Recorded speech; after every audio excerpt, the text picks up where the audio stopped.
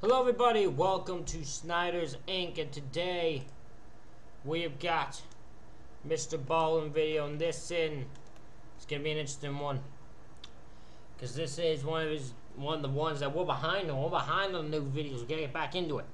And this is here's one family you don't want to double cross. Can you spot the killer? We're gonna get right into it.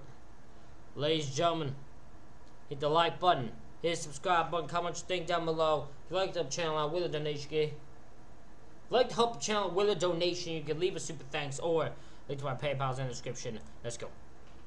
Truth is stranger than fiction, and today's story is definitely a great example of that. But before we get into today's story, if you're a fan of the strange, dark, and mysterious delivered in story format, then you've come to the right place because that's all we do, and we upload once a week.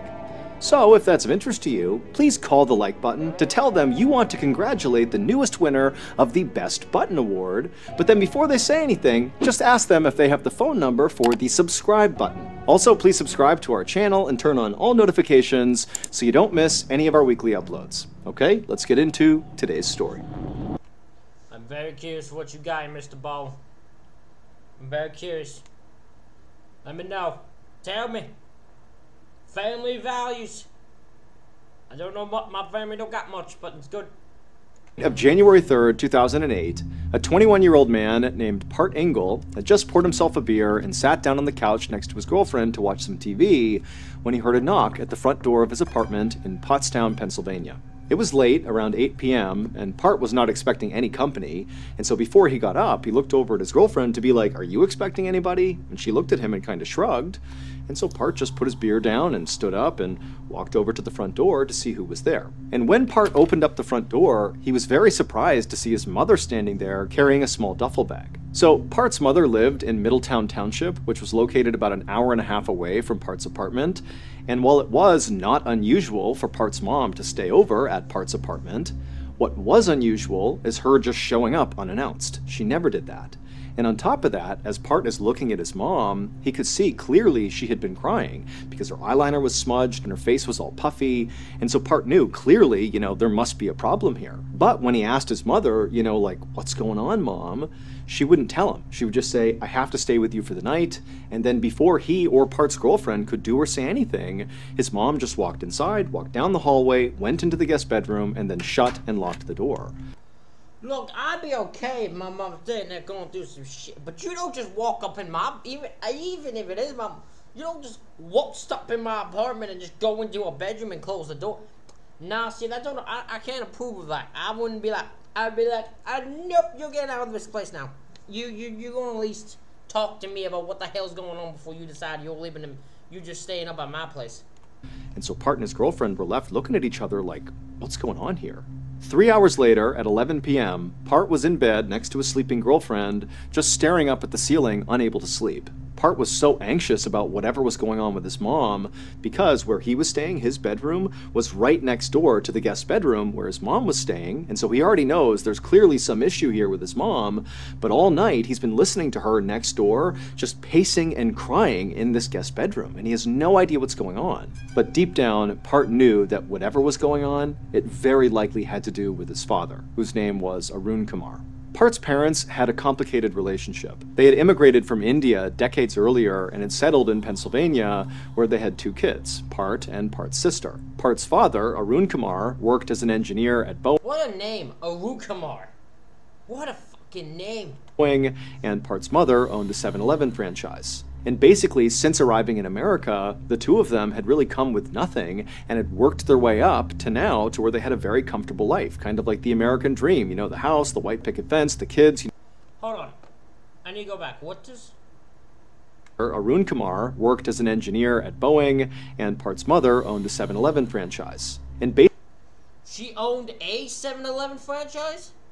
Oh, she owned the... There's always she owned the 7-Eleven franchise. So she must own one of the 7-Eleven franchise stores. God, I miss a 7-Eleven. They don't have one in Kingston where I live anymore. I almost said where I lived. I mean, you might pick that up from what I've said, but I don't think anyone cares enough about that where I live. Basically, but they don't have them where I live anymore. They had one for years back, but they got rid of it. And that made me sad. I missed 7-Eleven.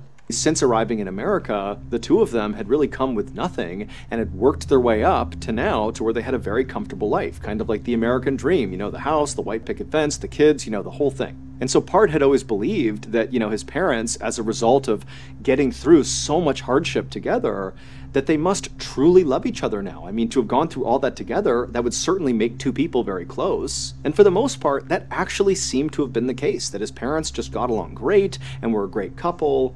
That is until a couple of years earlier. Arun Kumar had started an affair and Part's mother had caught him. Now, Arun Kumar said that, you know, this affair meant nothing and he would stop right now, and Part's mother had forgiven him, you know, in order to keep the family together. But despite Part's mom... I always never understand why people do that. I'm also like why do you... Don't stay in a relationship just for your kids. Just don't do it. Never ends. I can't think of a single time that's happened where that ends well. Most cases, it just ends badly with them resenting each other because they just don't want to be in the relationship. They just feel they have to be. So if you're in a bad relationship, even if you have kids, don't try to, especially if your fucking one son you feel you need to stay together was 21 years old and is moved out. Like, you don't need to stay in the relationship. Forgiving Arun Kumar, deep down, she just knew she could never actually trust him again. And so she actually wound up enlisting Part's help to basically watch Arun Kumar's behavior. She had Part set up the software that basically spied on Arun Kumar's computer. Through this software, Part's mom could basically watch Arun Kumar's email traffic and all of his internet activity. Now, that sounds fucked. Why do you have that as a thing? That sounds messed up as all hell. You shouldn't have that at all. I know it. Why is that even a thing? How did she find this software? There's so many questions I have to this. Well, why is this a thing even? Now, Part had not felt good about setting up the spy software on his dad's computer. It just felt totally wrong to be getting in between his parents like this. But he just felt like this was the only way Part's mom was ever going to be able to actually move on. And so Part sort of felt like this was his responsibility. This is the way that the family was going to stay together. His mom really just needed that extra layer of transparency on her husband.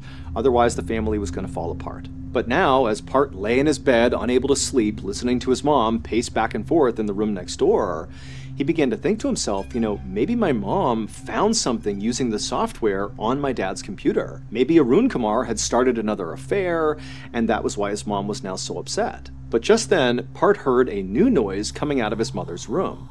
At first, it kind of sounded like low murmuring, like his mom was saying something to herself, but then he realized his mom was having a real conversation with somebody on the phone. And since Part couldn't sleep, and he was pretty intrigued about what the heck was going on with his mom to begin with, he decided to basically spy on his mom. So he very quietly got out of his bed and he walked around to the wall that lined up against his mother's room, and he put his ear to the wall and he began to listen. And what he heard was far worse than anything he could have imagined. What he heard his mom saying to whoever she was talking on the phone was that she had discovered that Arun Kumar had taken out $3.6 million in life insurance policies on Part, on his sister, and on his mother. And now Part's mom was saying to whoever she was talking to on the phone that she wasn't even worried about divorce at this point. She was worried about the physical safety of her and her kids. She was worried that her husband was going to kill her and her kids to get this payout. And so not long She's watched too much true crime. I can already tell she's just watched too much true crime.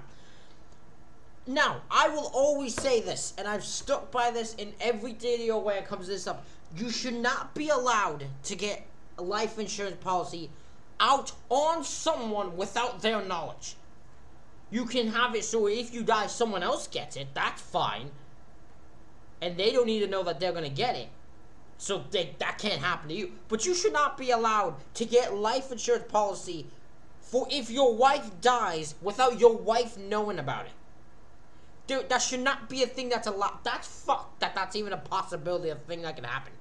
Long after saying this, Part's mom hung up the phone and went back to pacing and crying in the room, and Part, meanwhile, has just heard this horrifying news, and he had no idea what to make of it. I mean, he knew his dad was not a good husband, but the idea that his dad would want to hurt his wife, or him, or his sister, just seemed totally impossible. But then, as Part's standing there just kind of processing what he's heard, he began to think back to these recent behavioral changes he noticed in his father that at the time he had kind of chalked up to, maybe my dad's stressed or something.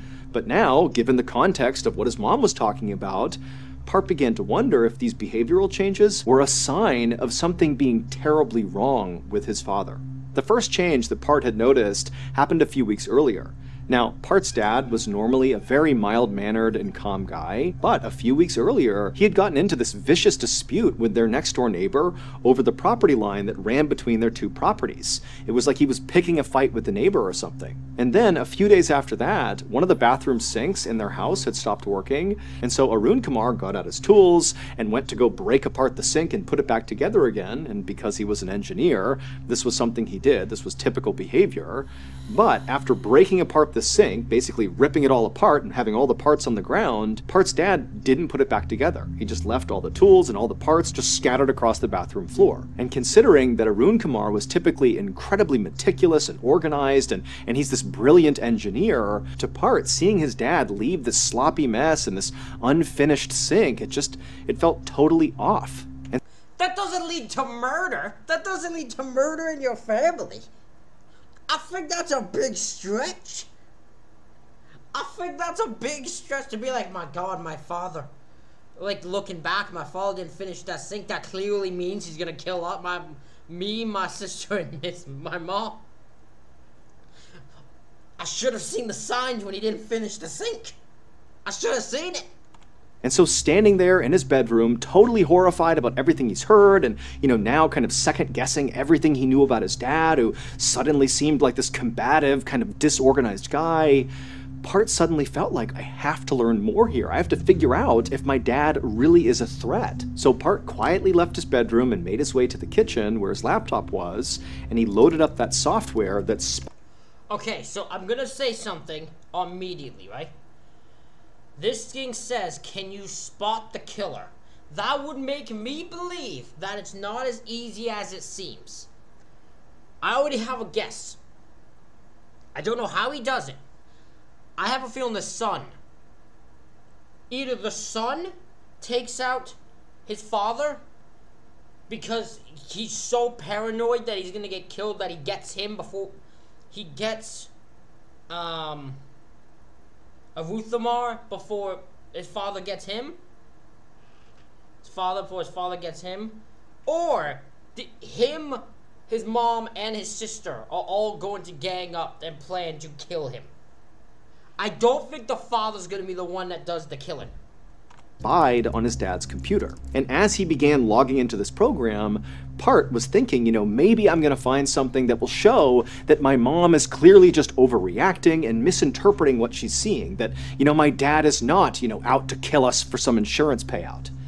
But after loading up this program and kind of scanning through some recent activity, Part realized that actually the situation with his dad was way worse than his mom had made out on that call he overheard. He not only found all these multi-million-dollar insurance policies taken out on him, his sister, and his mom, but also he discovered this stash of fraudulent-looking paperwork. There were all these passport photos of his father, but then connected to these photos was a passport application that was using somebody else's name, as if his father was trying to forge paperwork to create a phony passport for himself. And so at this point, Part felt like his mother was certainly not overreacting here, that in fact it really did seem like his father was, preparing to kill his family and collect millions of dollars in insurance money, and then using this, fake passport he was making, he'd be able to flee the country.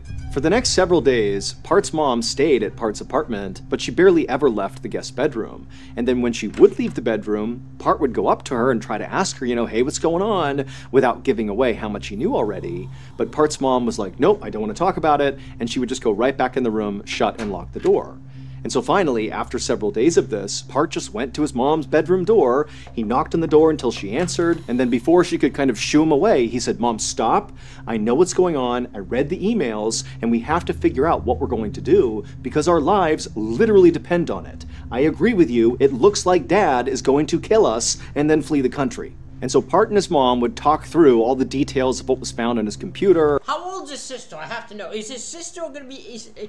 Can his sister? Can his sister be informed of this? Or maybe she can't because she lives there. I don't know, but can she be informed of this? And ultimately they would decide that Part would be the one to go to police and tell them what was going on with Arun Kumar. And so the next day, Part went to the police station, with a stack of evidence that he believed would implicate his father. And, Part was so nervous about this, he was shaking. But when he talked to an actual police officer, they looked over his evidence and they heard the whole story. But they told him, look, we really can't do anything about this. They told Part that, it's not illegal to take out life insurance policies on your family. And then also the police officer pointed out that in addition to Arun Kumar taking out those policies on his kids and his wife, he had also taken out a policy on himself and made his wife and his kids the beneficiaries of that policy. And so the police officer said, look, this does not look like a murder plot to me. It just looks like your dad is doing something fairly responsible. And it is what it looks like. See, they're not. He put out life insurance. They're like, oh my God, he put out life insurance on me, my sister, and my mom. And they're like, yeah, he put one on himself. No, that doesn't matter. He didn't put, him putting one on himself, that doesn't matter. They're like, just the 3, that's the most important thing. He clearly plans the murder, so he didn't do the 4th. That's actually a lie. Like, he's just, that part is weird that he's just ignoring the fact he did one on himself too. Like, yeah, that's just a responsible. It just seemed like a responsible thing to do. I don't know if I still think you shouldn't be allowed to do it without them knowing. That's just that doesn't make it. I think they should have to know he's doing it. And then as for the passport application paperwork, where his dad had used a phony name, the police officer said, look, he has not filed this paperwork, and so it's not illegal what he's doing. Anybody can get some paperwork out and fill it in with whatever they want. It becomes illegal if they attempt to actually pass it off and submit the paperwork, and as far as we know, he hasn't done that. So that's weird, but it's not illegal. And so I don't know about this. When I feel like if I was the officers, I'd probably look a bit more into that. If a man is typing out false information to get a fake passport, part of me would think I might want to look into that a little bit more, but while technically he's right, it is not illegal to just write whatever you want on a piece of paperwork. I think I'd look a bit more into that part. I don't know if I'd I gotta look for him to see if he's gonna murder people, but I'd be like, I just wanna know why he's filling out fake information, because I would think if someone has that, they don't plan to just do it for the fun of it. I think they plan to use it. Had to leave the police station, and he went back to the apartment and he told his mom what happened, and ultimately they decided that all they could do now was just wait and continue to watch that software that monitored Arun Kumar's computer and just hope Arun Kumar would do something that was incriminating that they could then bring to the police and say, see, he's trying to kill us, and collect a payout and flee the country. This is insane. This is paranoia. That's what this is to me. This is just paranoia at its finest.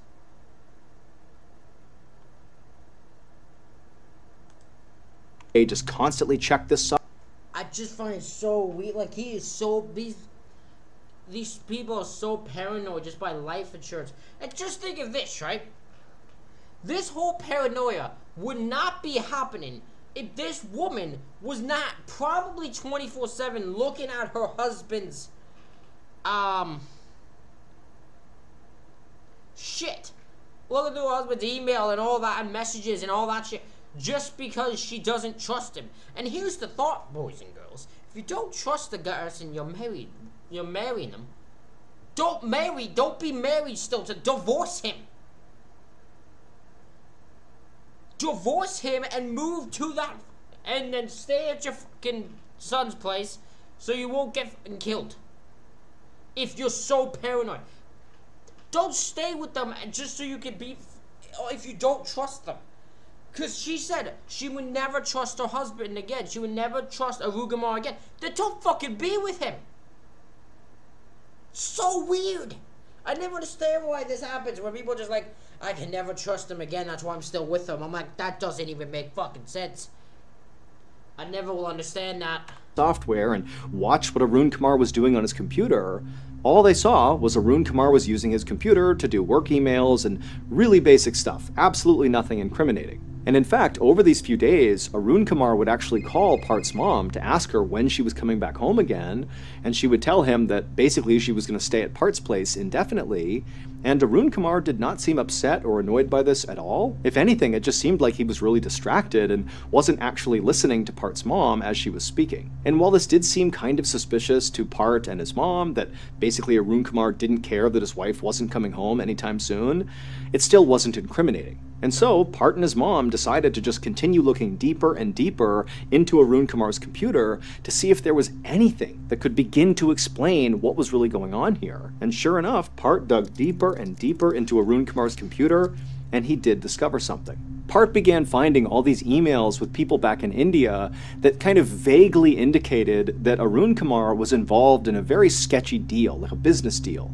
Now, again, the emails were incredibly vague, but what was clear in these back and forths in these emails was that it seemed like Arun Kumar had gotten wrapped up with some really shady people, and they were having these really nasty exchanges in these emails about this, deal that Arun Kumar seemed to be involved in. And so Part began to wonder if maybe he and his mom had this all backwards, that he, his mom, and his sister were not the ones actually in danger here, that in fact it was Arun Kumar who was in danger. Maybe because this deal, went south, and these people that he was doing this deal with, maybe they were mad at him, and so perhaps all these life insurance policies and this new fake identity were some sort of move by Arun Kumar to kind of flee the danger he was in.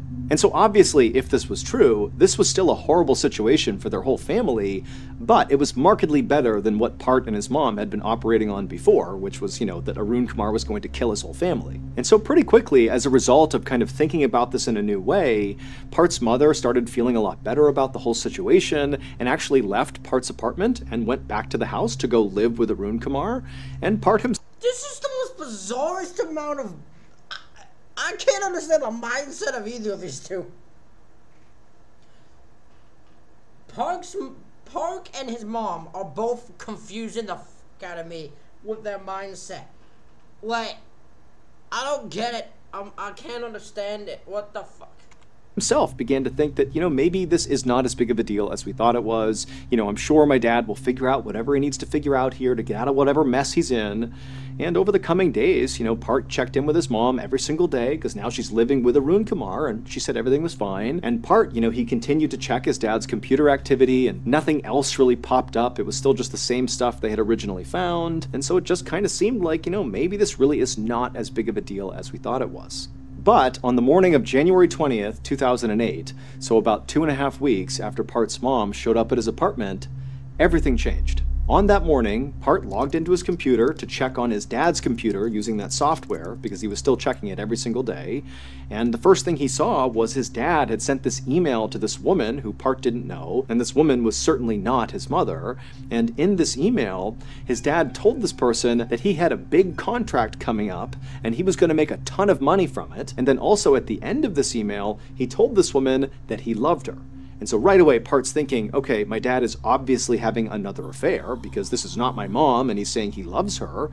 And also, what's my dad talking about with this big contract coming up? Is he talking about the insurance policies? Does he expect those to pay out soon, indicating that I, my sister, or my mom might be dead? And again, this is a well done paranoia. He's been put in a mindset, right? He's been put in a mindset where he's looking for something. This is why this is so messed up. He is looking for anything that can say, my dad's trying to kill me, and my mom and my sister. So, anything that looks slightly off, he will put in his head and somehow connect it to it, even if it's not. That could be his own mother he's talking about. Own mother, his own family. But he's looking for this, and he's just like, oh, immediately. Plans to kill us.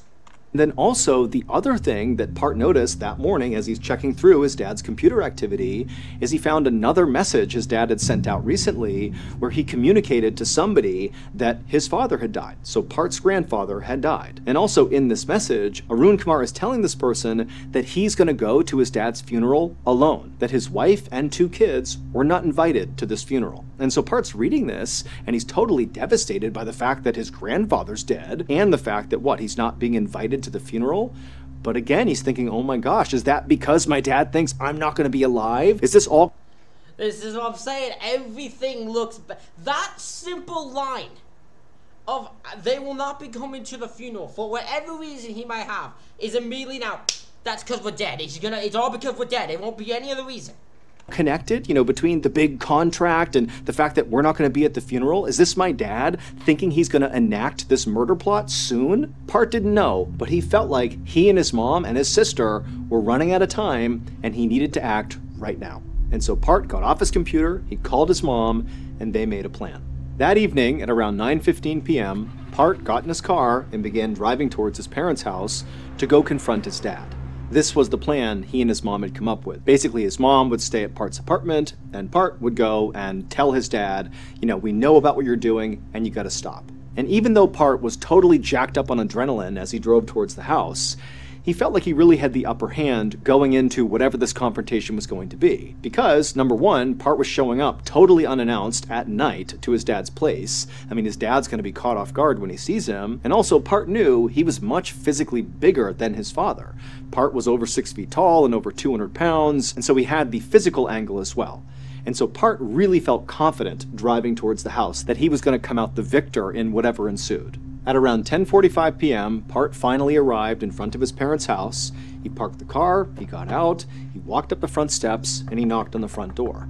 And a couple of seconds later, Arun Kumar came to the door, he opened it up, and he's totally confused to see his son standing there. And then before Arun Kumar could do anything, Part, in his deepest and most authoritative voice, looked at his dad and said, "We need to talk." And then he intentionally bumped into his dad with his shoulder as he walked into the house. And so his dad is standing at the front door, not really sure what's going on. And Part, after taking a few steps in, he abruptly turns around. And so now he's looking back at his dad. And he takes a step forward and gets right in his dad's face and says, I know what you're up to. I know what you've done. And you have a simple choice to make. You can either stop what you're doing and become the family man you're supposed to be, faithful to mom, or I'm going to go to the police and tell them what you're up to, and you're going to go to jail. Either way, whatever you're doing stops right now. And for a moment, Part and Arun Kumar are basically staring at each other in silence, and then Arun Kumar, before Part could stop him, basically ran past Part, passed him down the hallway, and he ran into the master bedroom, disappearing from Part's view. And so Part's turned around, and he wasn't expecting this, and suddenly all that confidence he had going into this confrontation was gone. Because he's thinking, oh my goodness, my dad, maybe he's got a weapon in there. I need to get in there and stop him. And so Part, he turns and runs down the hallway, he darts into the bedroom, having no idea what he's going to see inside, but what he sees does catch him off guard. Arun Kumar is just sitting on the bed, doing nothing. He's just staring what looks like at the wall, and Part just stops in the doorway, looks at his dad, and then realizes his dad's not just absently staring at the wall, he's staring into the open bathroom. And in the open bathroom, on the ground, are all those tools left over from where his dad had been working on the sink and then never finished. Wait, they just left them there? No one's put them away? What? He's just left them there for that long? All these tools are scattered on the ground, including one tool that now Part is realizing his dad is looking directly at. It was a big, heavy metal pipe wrench. And suddenly Part realized, my dad is looking at a weapon, and he's considering whether or not to get that weapon and attack me with it. The next morning, Part's mother pulled up in front of the house that she shared with Arun Kumar. And she walked up the steps, went to the front door, she opened it up, and as soon as she stepped inside, she yelled out, hello, who's here? But there was silence. And immediately she got a bad feeling. But she knew she had to investigate. And so Part's mom began slowly walking down the hallway, the same hallway that Part and his dad had been fighting in the night before. And she went down the hallway and she turned and looked into the master bedroom, and she couldn't believe what she saw. There was blood on the carpets, on the walls. It was a bloodbath, and in the middle of the room was an obvious dead body that was so mutilated and destroyed she couldn't even identify it. And so seconds later she had run outside and dialed 911. It would take police almost 4 years to finally untangle Arun Kumar's insane web of lies and also make an arrest for the murder that took place inside of that house. And the reason it took nearly 4 years is because nothing in this case was what it looked like. Now, Part and his mother had been correct about a number of things about Arun Kumar. For example, Arun Kumar was having another affair, he had taken out life insurance policies on his whole family, and he was looking to obtain a fake identity. They were also right. Oh, I was being nice to Arun Kumar. I didn't like that he was having another affair. That makes him look bad. That's bad on him. But nothing else is what it seems. What does that mean? He wanted fake ID. Why do you want fake ID? Right, that Arun Kumar had become embroiled in a very shady deal back in India, but the specifics of that deal were not what Part and Part's mom thought it was. And when Arun Kumar announced in that message that, his father had died and he'd be traveling to India all alone, that his wife and his kids weren't coming, they weren't invited, well, Part and his mom had been correct, that this was a cover. This was an excuse for Arun Kumar to put his big plan into action. And Arun Kumar's big plan did involve murder, and so Part and his mom were right about that aspect of his plan. However, Arun Kumar's target for this murder was not who Part and his mom thought it was. They were not the target. Arun Kumar was going to murder himself. Or more specifically, he was going to pretend to kill himself. That was actually the shady deal he was involved in back in India. He was working with people who could help him fake his own death. And so what he was going to do is go to India, fake his death, and then once he was dead on paper, that would trigger an insurance payout of his own life insurance policy, and that money would go to his wife and his kids, and then Arun Kumar would disappear using his fake identity he would have, along with his mistress, the woman he was having an affair with. That was the person he had sent that email to talking about the big payout. Wow. So he did plan to murder just himself. He planned to fake his own death to run away with his mistress. And I'm gonna assume either got caught so he killed his son, or his son just killed him because the son thought he was going to die. But Part and Part's mom did not know this last critical piece of Arun Kumar's plan. They really believed they were the target of this big plot, that they were going to get killed. And so that's why they felt like they had to act first. So on January 20th, 2008, Part and his mother worked out an alibi for themselves. What they were going to tell people is that at around 8 p.m., Part went and picked up his mother from the house that she shared with Arun Kumar, and the two of them just went back to Part's apartment, and that was it. But in reality, Part never went over and picked his mom up and brought her back to the apartment. Instead, she was at the house with Arun Kumar when Part showed up at 10:45 p.m. to confront Arun Kumar. So it was him and his mom at the house as Part is demanding Arun Kumar come clean and stop what he's doing. And then at some point during this heated argument in the hallway, Arun Kumar turned and ran into the bedroom, and Part chased after him. And Part, he sees Arun Kumar sitting on the edge of the bed, and he thinks his dad is looking at the pipe wrench on the floor in the bathroom, and Part thinks, my dad is about to get that wrench and attack me with it. And so Part just acted first, and he ran and grabbed that wrench, and he beat his father to death with it. And then after leaving his father's unrecognizable, mutilated body just lumped in the middle of the bedroom floor, blood all over the walls, he and his mother just left the house and went back to Part's apartment, and then paranoia led to this. This is all because of paranoia. That without knowing any context of anything, which makes this worse, that's what happened. The next day, Part's mom went back to the house, and she pretended to find Arun Kumar's body, even though she already knew he was in there. And then she called 911 and acted totally beside herself when they showed up, as if she had just happened upon her husband's dead body. But almost 4 years later, when the truth finally came out about this horrible situation, Part and his mother were arrested.